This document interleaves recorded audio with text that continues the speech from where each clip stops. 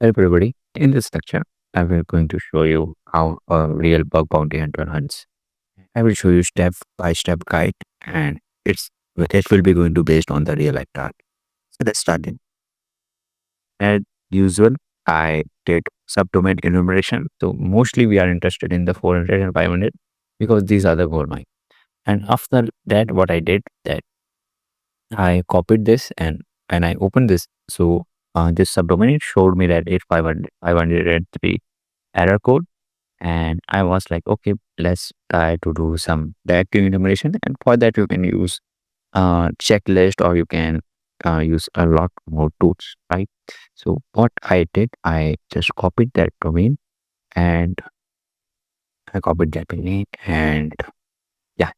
So I have this. I use VirusTotal to find the domain. Here is my API key, which is my temporary API key for this video, and I replace this domain with the yeah. So when I did this, I got more subdomains under this and some IP address related to this subdomain, and I got a path. Once I got a path, now you can see previously we were facing let the domain as well first. So here you can see that first we face 503 error. Let's note it down what we have done yet. 503 error. From here we found a URL is this one. I just open it here. Now we saw is URL. Now it's been loading for a very long time. So let me copy this. We got a URL. Now what we can do that we can open a source code, and here you can see there is a JS file, and you guys know that JS file are the gold mine in bug bounty, right? But I will not going. You can open this and read the source code. But what I will going to do that I will going to open developer tools. In developer tools, I will going to open our network section, and I will going to preload this web page at first. Once I do that, now I will going to select JS from here. Now you can see that this target loading lot of JS file here. So there is like three index JS file. There is one client. There is one main, and if I going to select one by one and search in this JS file, then it will going to take a lot of time. But in order to avoid that, I will going to simply press Command F, and if you are in Windows, you can simply press Control F. And after that, I will going to type word. I can search for a lot of things here again. I can search for the AWS if there is something AWS kinesis. I can read this code. Okay, so maybe this target is being maybe interacting with the AWS or something, or yeah, you guys can do that. But what I did, I simply type API key. Once I entered the API key, you can see that there is a in main.js file there is some API key, right? If I go one by one and check if there's some API keys is being leaked or not, and yeah, you can see now I got some URL, and it related to fetch campaign, update campaign, save server details, and there's another data. Now let's try to open this campaign. I open this campaign. Yeah, this is the URL.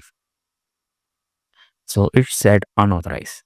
So it totally makes sense that I need to use this API key in order to access this uh, s- uh these subdomains, right? So this is what I did, and I just now need to validate this API key. Maybe I can copy this code. I can simply just copy this code, and you can see that I have provided previously when I was testing, I saw this and I gave the whole file to this GPT and asked that what I can found. Here it said nothing special. Then I found this code and I gave this code which have the API key. So it gave me an curl command. So yeah, so you can that's how you found a valid purpose, right? So first we had a 50 error from which we found a URL. From URL we found a JS file, and in that JS file we found an API, right? From that API key, maybe we can look at like from here. can see there is update campaign, right? Maybe we can found and broken access control, or maybe a privilege escalation patch campaign details URL. Update campaign. So maybe after API key, after we validate this API key, maybe we found something like privilege escalation, right? Or any other cool bug which can pay us a very good amount in pound, right? So this is what I want to show you in today's video. And if you found this video helpful, you can like this video and check out the comment section. Yeah. Also, I also have courses at learn.biscuit.pro. If you want to learn bug bounty, you can check out my Android course. You can check out the master bug bounty course. And before buying any course, you can check the full syllabus of the course, which is, yeah, there's a lot of things I have taught, and I will personally personally give you guidance around the Android bug bounty course if you purchase those my courses, right? So yeah, this is it for this lecture. Thank you.